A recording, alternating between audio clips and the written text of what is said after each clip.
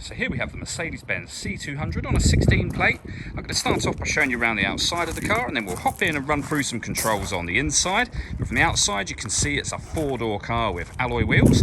Let's start off inside the boot and then work our way around the rest of it from there.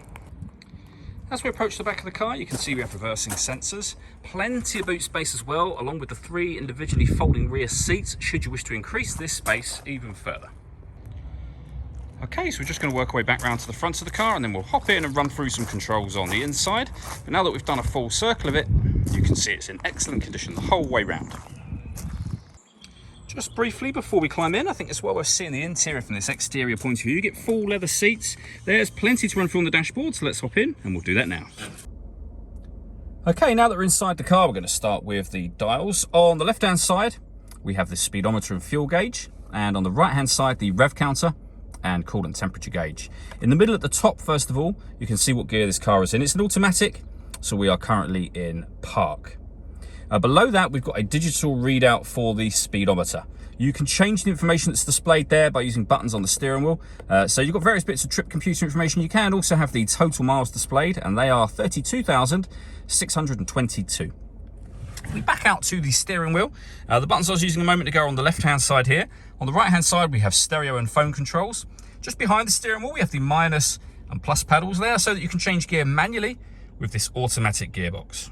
Over in the center, we have the main screen for the car. You can see, first of all, that we've got satellite navigation available to us.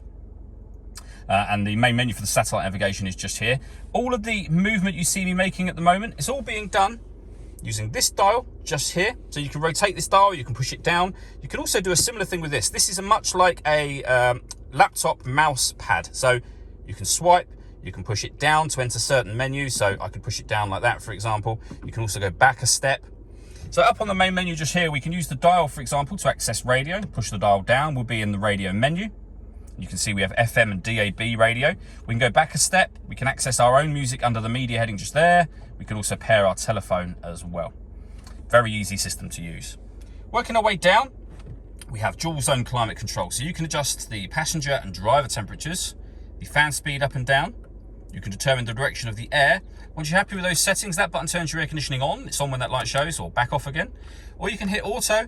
The car will now maintain the temperatures you've asked for by taking control of the fan speed and the direction of the air for you. You can hear it doing that in the background. So override that, make any manual adjustment you wish to. Below that, we have certain buttons that can access the menus I was just showing you a moment ago. We have the CD player just there. Inside here, we have a 12-volt charging socket and a couple of cup holders. And then back down to the dial just here. If I pop the car, lastly, into reverse, you'll also see that this car has got a full color reversing camera as well. All that leaves me to say is thank you for taking the time to watch this video. If you'd like to come and see the car in person and have a test drive, please feel free to give us a call here at Surrey Specialist Cars. We'd love to hear from you soon.